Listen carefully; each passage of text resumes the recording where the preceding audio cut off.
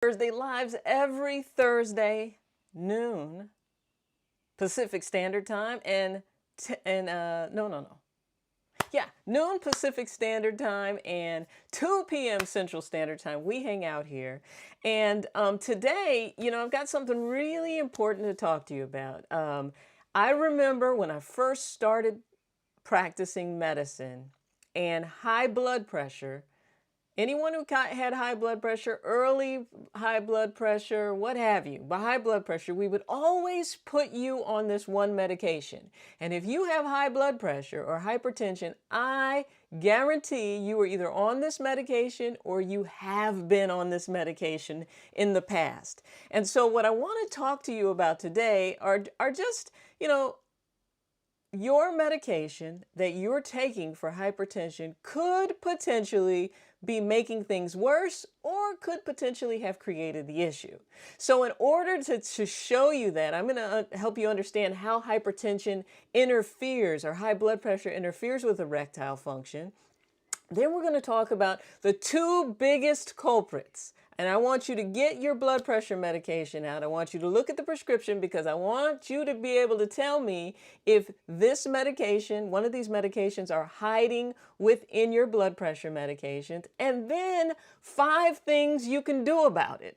Because, I'm never going to present you with a bunch of problems without helping you find solutions. And so the World Health Organization actually estimates that I don't even know how to say the number, but almost 1 billion people worldwide have hypertension, right? And so clearly what we're doing to manage hypertension hasn't been effective. Clearly what we've been doing to educate you about hypertension and high blood pressure hasn't been effective. And so what I wanted to do is take a pause, and talk about not only high blood pressure, but the little bit of medication that we put you on when you show up in the office and your blood pressure is a little high, right? We say, oh, it's just mildly elevated. It's just mild. Go ahead and take this. But unfortunately, what we're putting you on usually is contributing to part of this struggle.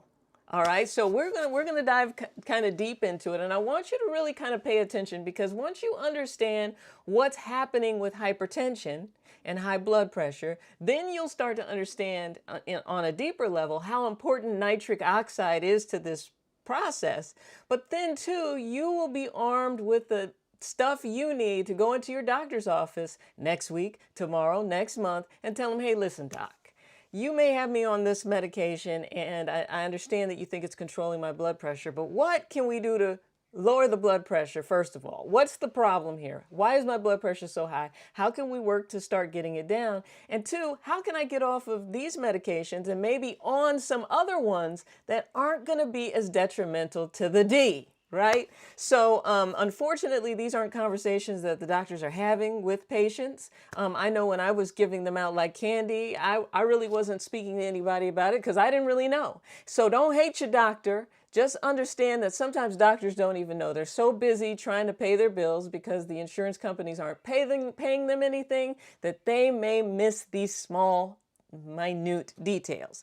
So when it comes to hypertension, I think the one thing that you have to keep in mind is that you always want to know, where did it come from in the first place? Right now, all of a sudden your blood pressure's high, but why is that? And I think you always want to start there. But let's talk a little bit about elevated levels of blood pressure and what exactly that does to the body and how it impacts erectile function, and then take it one step further and talk about how the medication that we put you on further puts you in this hole. And then of course, solutions. We can't present problems without, of course, presenting solutions, right? So just to kind of look at this dialogue here. So high blood pressure and your D, right? So it is a normal thing that as we age, as Father Time takes over, we are going to have something going on called oxidative stress and damage, right? Now, the thing about oxidative damage and stress is it's not anything that we can prevent, but we can do things that are going to help mitigate the problem. So we've got this thing called oxidative damage, and you hear about anti-inflammatories, right? You hear about ways to beat oxidative stress, but what happens when you have oxidative stress and damage, particularly on the smooth muscle cells of your arteries, is this stuff is almost acts like anything that could destroy something, right? So think about your muscles, your blood cell, the muscles that line your blood cells, right? And when you think about them, I want you to think about how we want them to work so well, because we need them to expand, right? We need them to expand to fill up with blood. Now, these little circles represent the lining of your blood cells. If you've done myedquiz.com, you'll notice that you may have gotten something that said endothelial cell insufficiency. So the endothelium is the lining of the blood vessels, and these are smooth muscle cells that actually need to expand to fill with blood. But what happens is when all of a sudden, now we have these smooth muscle cells, what's happening with this oxidative damage is now when they're supposed to expand, now they get stiff. Now we don't want our arteries stiff, we want the D stiff. So this is not going to be a very helpful situation for us. So now all of a sudden our arteries are stiff. And when we start to get these stiffened arteries, because we have collagen depositing there and we get the stiffness, now all of a sudden, now we're starting to show signs of hypertension. And so your doctor may say, well, you just have mild hypertension, we're going to keep an eye on it. Or they may tell you you have full-blown hypertension and that you need to go directly on medication. So once you have hypertension, here's what happens. Now, we talk a lot about nitric oxide and how we need nitric oxide in the lining of the endothelium, in those cells, to actually cause the expansion for blood flow to go to where we want it to go, right?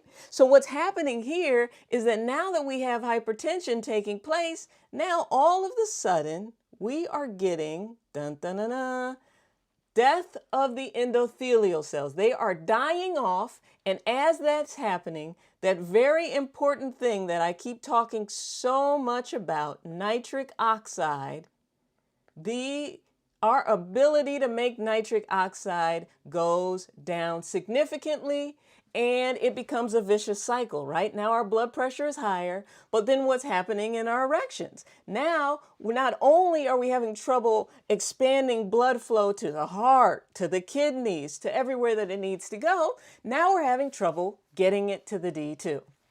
Now, so let's take this one step further. So now that we know that what's happening when we have hypertension and what the big problem here is, now let's talk about what happens when we put you on a little bit of a water pill or a little bit of blood pressure medicine that's designed to just take the edge off of your blood pressure, right? If you have mild hypertension or so, you've heard this conversation. The doctor, we always do this. We say, well, it's just a little water pill. It's no big deal.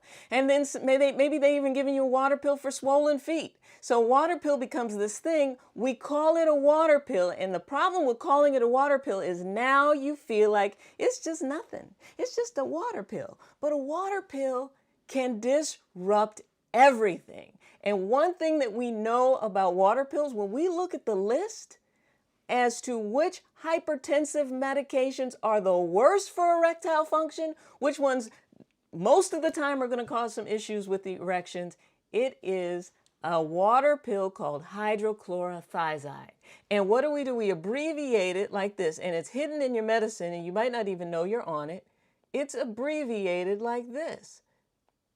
So your medication may be on the front part of that, and then your little bitty water pill may be on the back side of that. Or we've put you on the water pill as your blood pressure medicine. When I was in medical school, we had a whole lecture on, in African Americans, water pills should be the first line of blood pressure medicine. Well, the problem with hydrochlorothiazide and that being the first line of blood pressure medicine is that it's killing D's worldwide, right? It's interfering with erectile function worldwide.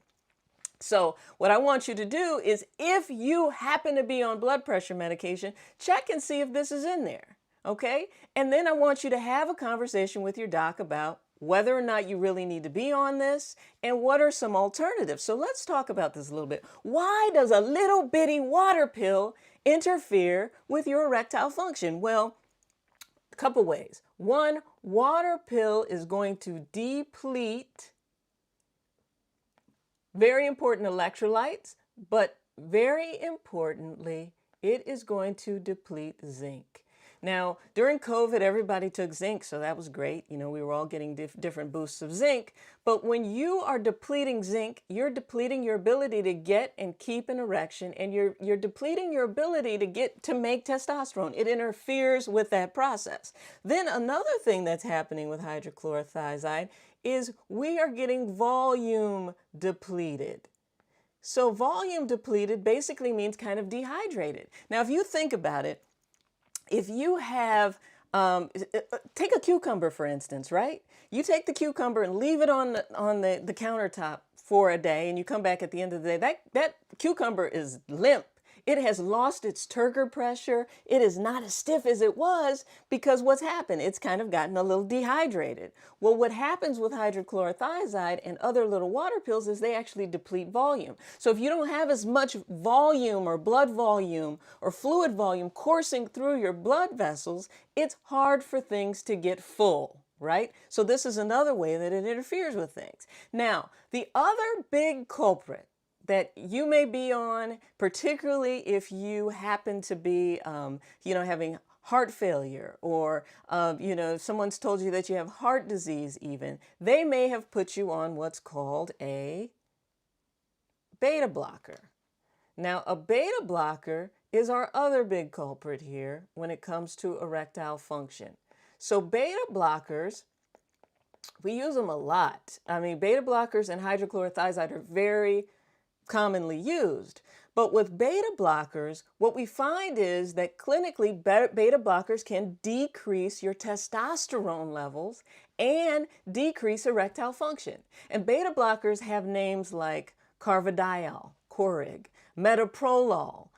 Beta blockers tend to have a olol at the end of them. So if you're on a blood pressure medicine that has that at the end of it, I want you to talk to your doctor about maybe is there anything else that I can be on that maybe won't interfere with my erections quite as much, because these two clinically, just about everybody who's on a high enough dose is going to have some trouble with their erections on it. So some of you are going to need it. The cardiologist is going to say, listen, there's no other way. We got to be on these, blah, blah, blah. But you need to ask. So let's talk about this a little further. So with that being the case, what blood pressure medications are going to be less likely to interfere with erectile function, and which ones are going to maybe even potentially improve erectile functions, right?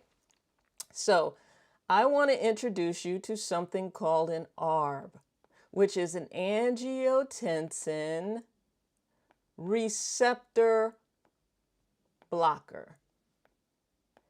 Now, the cool thing about ARBs or ACE inhibitors even, ARBs or angiotensin receptor blockers typically, as we've studied them, actually tend to seem to improve erectile function a little bit. So if you got to be on a blood pressure medication and you're talking to your doctor about which ones to try, this one is always going to be a good space to be in, right? Angiotensin receptor blockers are going to be like valsartan. They usually have an artin at the end of it, like olmesartan, artin.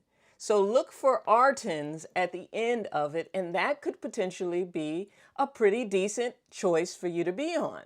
Now, we're talking about all of this because, two, we need to talk about how to get off the blood pressure medicine, how to improve natural blood pressure, and to improve erectile function at the same time, right? So but there's a process. It's like anything else. If you want to start a business, you don't necessarily go out and quit your job. You're saving money, you're working towards a goal, and then you get there, right? So if you need blood pressure medicine to help sustain your blood pressure, that's fine. But we want to be on the right ones until we can fix the underlying cause so that eventually maybe we can be off of them, right? I think that's always the goal. So when we think about all of this, and angiotensin receptor blockers, the ones ending in artins, what you want to know is that actually, when they study Artens on blood pressure, on people who have hypertension, what they find is that there's an increased rate of sexual activity, and it goes up by about 40 to 60% when someone is switched from one of these other blood pressure medicines to an ARB. So I'm definitely not up here trying to sell you on ARBs, but what I am trying to do is help you understand that there's always solutions. But when we're dealing with hypertension, one of the best things that we can do is, first of all, let's figure out how to get off of the medications, right? So, but before I do that, I want you to know which medications are going to be better for you to be on when it comes to erectile function. And now let's talk about some solutions, right? So here's the thing that we know about high blood pressure. It used to be all about salt. When I first got out of medical school, everything we did was tell people to cut back on salt. And I swear, we would have people in there damn near just on water without salt, and the blood pressure really didn't do a whole lot. And so as I did a little research and as I lived a little longer and became a functional medicine practitioner, what we find is that quality versions of salt aren't as big of a culprit as sugar. Sugar is such a culprit that when they studied taking someone who eats sugar regularly, like high sugar diet, and watch them over the course of 9 days by just removing sugar from the diet or cutting back sugar from the diet, their blood pressure, that bottom number on the blood pressure, went down by about 5 points, right? So when you're trying to figure out what you can be doing lifestyle-wise and food-wise to cut back on your elevated blood pressure, sugar is going to be the first thing that you look at. And just so that you know that there's plenty of data on this, I want you to Google it. And I want you to Google sugar and hypertension and Google sugar versus salt in hypertension. Because I tell you, if you have a hypertensive episode to this day and you go to the emergency room, one of the first things we're going to do is give you a bag full of fluids that have salt in it. So when we look at what happened with the sugar industry and why we've decided to blame salt for everything instead of sugar, because there's way more money in sugar than there is in salt. So you want to do a little research there. The other thing that you can do is fasting. And if you have my bundle, you know that I have the Chronic Disease Buster, which is an easy to implement intermittent fasting guide, right? But the main reason that I give that and why I push patients to do that is because it is no fun to diet. It is really hard to count calories. It's really hard to do anything. But when you can do intermittent fasting has been found to reduce blood pressure, reduce blood sugar, to reduce the gut and the belly right here, right? To improve fertility, to decrease cholesterol, on and on and on, to help control diabetes. So intermittent fasting can help with your blood pressure and it can help with your erectile function. So that's one thing. The other thing is that you want to focus on as many nitrate-rich foods as you possibly can. And I'm not talking about cured meats and hams and things like that. I just happened to watch Genius, the Kanye West documentary the other day, and unfortunately I was watching him eat during a scene, and he had this big plate of red meat, probably bison, and a sugar-free drink. Okay, so one thing I know about guys when they're trying to lose weight and when they're focusing on something that they're calling keto, but really is just a protein diet. And unfortunately, with those diets, you're not getting enough nitrate-rich food. You're not getting the nitrates that your body needs to create nitric oxide to stay healthy, to reduce blood pressure, and to reduce any problems that you could have with your erectile function. So you've got to base your intake, your food intake, on nitrate-rich foods. Now, if you happen to have my eFunction smoothie recipes, those are packed full with nitrate-rich smoothies. Because here's the thing, it is very hard to eat all of the vegetables that you need to do in a regular day if that's not your thing, right? But if I can put them in a smoothie, if I can put the nutrients that you need to improve erectile function and to improve blood pressure and blood sugar into a delicious smoothie, why wouldn't we do that, right? So that's ultimately why food and diet become so important. That's ultimately why erectile function has been improving for guys who are using the smoothie recipes, right? So now the other part of this is consider switching diuretics to angiotensin receptor blockers or even ACE inhibitors. Have these conversations with your doctor. We were taught that you want to put people on diuretics first. Now, I don't know if this is part of, conspiracy theory population control, or if this is just based off of, bad data and us not considering that erectile function is important to guys. I'm not really sure why that is, but we have been doing it for years, and I want you to know so that you can be the maestro of your health, right? You and your doctor work together to kind of come up with strategies that work. The other thing that you can do when you have hypertension, and since we know hypertension and ED go hand in hand, is that you want to get to the source of what's causing the blood pressure in the first place. Is it stress? Not just mental stress, but is it physical stress? Is it because maybe you're not getting enough sleep? Is it because you're not getting enough oxygen at night? Or maybe you're not getting enough oxygen because you've got that damn mask pulled up to your eyeballs all day thinking that it's protecting you, but it's actually raising your blood pressure. Could it be that you've been involved in something that's gotten you toxic? Do you have heavy metals in your system? Have you been working in a factory that's been exposing you to toxic fumes and things that could be interfering with your blood pressure? Are you drinking too much? Are you smoking too much? Is it your diet? We want to know why you have hypertension in the first place. Is it your kidneys? You want to get to the root cause of the hypertension first. Then we want to remove that and repair that. Are you having some gut issues? What is the problem? What's causing the hypertension? Is it my medication causing the hypertension? Am I taking Claritin D every day and it's raising my blood pressure? Who knows? But you want to get to the bottom of why you have the hypertension. Remove that factor from the equation, and then you want to start to figure out what you can do to support the pathway that went wrong that caused the hypertension in the first place. Maybe it's magnesium. Magnesium is implicated in over 300 different processes in our body. 2/3 of us are depleted in it. And magnesium is one of the things that most of my patients, if they have hypertension, we're given magnesium, whether we've figured out why they have hypertension in the first place, whether or not we've done that. Then the other thing that you want to do is think about maybe there's other ways to treat your hypertension. There are so many holistic ways to treat hypertension. And so what you want to do is cue your doctor in on some of them. Like, for instance, Bonito fish peptides. That's a great supplement. They actually act like ACE inhibitors and can help lower your blood pressure naturally. There are a lot of different things that can help with blood pressure, but really what you want to do is, instead of taking a shotgun approach, you want to figure out what's causing it in the first place, right? Because whatever's causing the problem with your blood pressure is later on, or even now, going to cause problems with the D. Right? So we want to get that straightened out. We want to get it removed, and we want to get it eradicated, and we want to move forward with things, right? And then, of course, cut the sugar.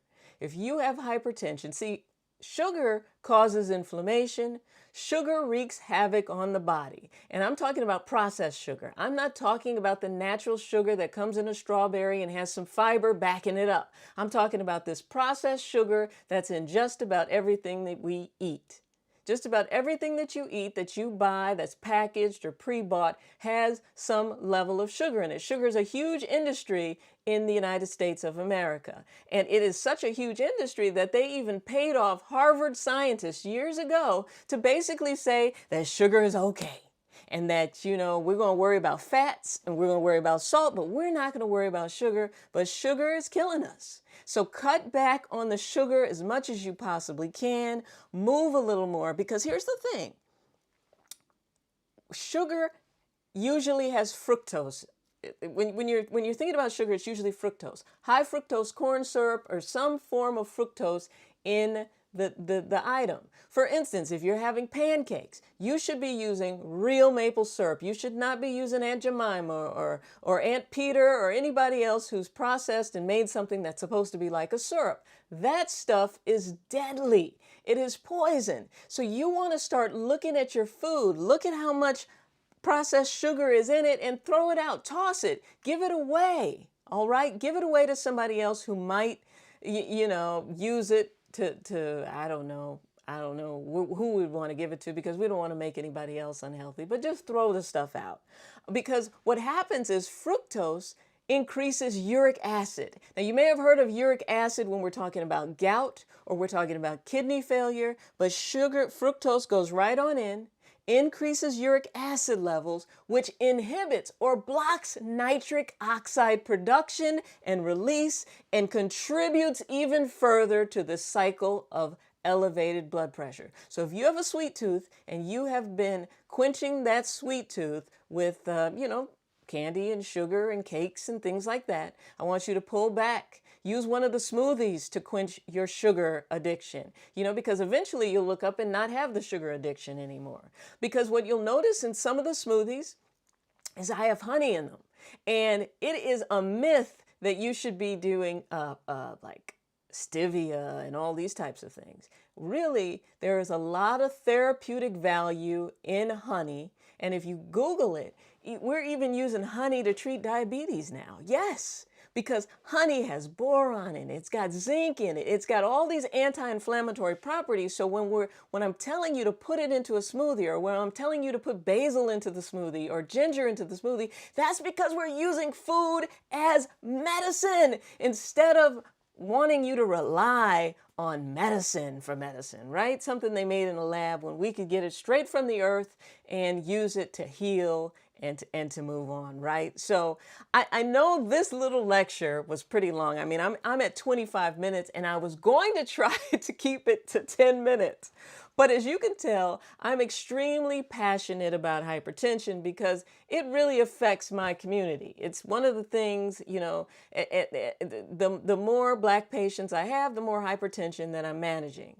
And they sold us a dream with the SALT thing: chase down sugar, decrease the amount of sugar that you're taking, move more, decrease the processed foods, increase the nitrate-rich foods from the earth. Don't go on a strict protein diet without making sure that you've got enough green leafy vegetables in it. It will throw off your brain chemistry and it will throw off everything that you thought was fine. Before you know it, you may be looking good and slimming down, but the rest of you is falling apart, right? So we want to heal from within and, and kind of keep things moving. This is great. Awesome. Keith, you're making progress. I love this. I love this. This is amazing. And Marshall says, I get to sit through these lectures. Well, thank you. I love that. And mix it with lemon juice. Lemon juice is always going to help, particularly lemon juice is citric. It's high doses of vitamin C. Vitamin C has helped with inflammation, but also lemon juice helps the body naturally detoxify, which is what we need more of. So what are you saying? South of sweet tea, pizza, Coca-Cola, and anything with sugar in it. Yes. So here's the thing. If you have to have iced tea, try to go with a black tea. Try to go with a green tea that's rich in antioxidants and will help with inflammation. But what you want to start doing, if you've had sweet tea, pizza, and Coca-Cola today, you pretty much have a sugar thing going. So what you want to do is fast from sugar for about 10 to 14 days. Just try to get it out of your diet completely. So then as you add it back in there, you are not overdosing on all those types of things, right? Apple cider vinegar once a day is great. Apple cider vinegar is going to help with the digestive tract. It helps give our gut what it needs to do to, the gut is kind of the powerhouse of the body, kind of gives the gut what it needs to do to make things happen. You got your bundle, Don. Fantastic. So Don, I think Don ordered the printed bundle, and I'm so proud of the bundle, man. The bundle is helping men worldwide just have the resources they need at their hands, whether they got the printed version or the downloaded copy. Having this information, in my opinion, is priceless, because they're not giving you this information anywhere else. They're just throwing pills at you, and those pills have side effects. They make things worse. Um, so my hypertension is hereditary. Been through the full battery of tests, of course, on hydrochlorothiazide. What else can I do? Well, when we think about hereditary and familial, right? Show me, Daniel happens to look like he is a white man here, but show me a black family where it's not all through the family hypertension. My dad had hypertension. I got brothers and sisters with hypertension, so on and so forth, but I don't have hypertension. Okay, so it can be hereditary and familial, but here's the thing. Genes kind of load the gun. Our genetics load the gun. But what we're doing around the genes pulls the trigger, right? Cocks the gun and pulls the trigger. So this is why functional medicine becomes so important, is because perhaps there's a pathway in Daniel's body that's not being supported properly. Maybe it's familial that there is a magnesium deficiency there. Maybe it's familial that the body can't use vitamin D the right way. Maybe that, so saying that high blood pressure or high cholesterol or heart attacks runs in the family isn't enough. What we want to do is then trace it back. Look at your genetics, look at your DNA, look at these cycles, look at your micronutrients, and figure out what about that process is hereditary, so that beautiful little baby that you're holding there, Daniel, that they know too to start looking for those types of things. So when you start to see things pop up for you, you trace them down, track them down, get to the bottom of them, by either using functional lab testing, Google functional lab testing, or by seeing a functional medicine doctor, so that you can get to the bottom of what is really the root cause of the genetics or the hereditary thing, so that then you can work to support the cycles or fix the cycle, so that the next generation knows exactly what that was, so that they can maybe augment their magnesium, or, eat more magnesium rich foods like pumpkin seeds and spinach and things like that. So this is great. All right. Morning wood, Dr. Rachel. That's fantastic. I love to hear it. I love that. And so Tim says, Taldilafil or Cialis has a caution on the label that says do not take with nitrates, right? So nitrates can also be in a form of medication. Nitrates can also be in the form of chemicals that we're using to preserve meats and make them smoked. And nitrates can be within the diet. The reason they don't want you to use nitrates with it is because the Cialis is working on the blood vessels, and the nitrates can work on the blood vessels too. So anytime you're trying to do anything, of course you want to talk to your doctor about it first. I always used to just sit in awe as we would put people on blood thinners and then tell them not to eat any green leafy vegetables. I'm like, now, how does this work, right? So shouldn't we, maybe if the green leafy vegetables are helping reduce the incidence of blood clots, couldn't we use the green leafy vegetables to reduce the incidence of blood clots instead of the medication? Well, no, because we make more money off the medication and we want you on the medication. So what you've got to figure out is a nice balance between how to manage your chronic illnesses naturally and how to work within the medications that are being prescribed. And you'll have better chance of doing it if you have a physician that buys into this process. Because if you've been watching me and tuning into me, you clearly want to take a more holistic approach to things. And there is a doctor right up the street from the one that you go to now that focuses more on the holistic side of things. You should continue switching, right? Or step out a little bit, go to a first visit, see if the new doctor is more aligned with your thought process and your goals than the old one. It is okay to leave a doctor behind. Doctors are there to service you and serve you, and if they're not on the same page as you, you've got to kind of get on Google, or we would have said the yellow pages, but get on Google and find someone who is. Okay? Great. So, thanks for tuning in. I know that was a little long-winded, but I needed it to be, because I get so many guys who come to me in trouble and they're hypertensive. And I want you to have all the tools necessary to start this process of healing.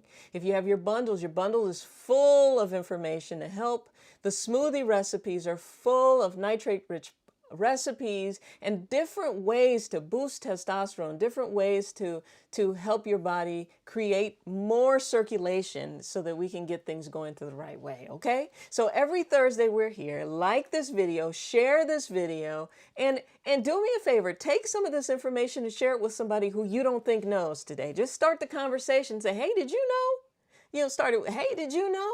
Yes, and then I've got, I'm so excited because the smoothie recipes, I've got the deluxe edition coming out, which actually has some additional smoothie recipes, but this one actually really dives deep into explaining to you why each smoothie might be effective and what it would be effective for, whether it's for testosterone or to better use the testosterone or to free up testosterone or to improve blood flow. I got feedback from you guys that you just wanted a little bit more in depth about the why behind it, which I'm so happy to do. But then also we've got a few new recipes in the deluxe edition too. So and it's going to be printed. So the order is in. I'm excited. So make sure you're on the list so you'll be able to take advantage of the promotion when we get started with promoting the deluxe edition. And then what I also want you to do is send me your testimonies on the smoothie recipes, how they've helped you, how they've helped your partner, how they've changed kind of the way you're doing things, how they've helped boost your sex drive or your erections or what have you, or even the bundle. And so if I share your testimonial here on our live, then I'm going to sign it and personalize it, and I'm going to send you your own free copy of the deluxe edition of the smoothie recipes. So I'm so excited. You guys keep giving me great energy and great questions, and you need more, and keep letting me know what you want to know more of, because it is an absolute pleasure to be here on Thursday serving you. And keep it going, all right? Share this video, like this video, subscribe, and I have links below. I got some questions about the Phoenix that I'm going to answer next week. Pretty much I have one guy who really is concerned. He's like, Doc, my Phoenix has worn thin on me. What does this mean and what do I need to do? Now keep in mind, I have a big expensive $20,000 machine that I do shockwave on my patients with. And that same machine goes bad and I have to replace certain parts of it. So it is very natural that after a certain amount of using the Phoenix, it's going to start to decline and not be as effective. But I think the cool thing about what they're doing is they're creating some more affordable versions of that Phoenix. And then they're also creating payment plans so that it doesn't end up being a big upfront $800 investment for everybody. So we'll talk more about the Phoenix next week. So if you have any questions that you want to make sure that we get to, please send them to me, because that's what I'm here for. All right. I'll see y'all later. Have a great week.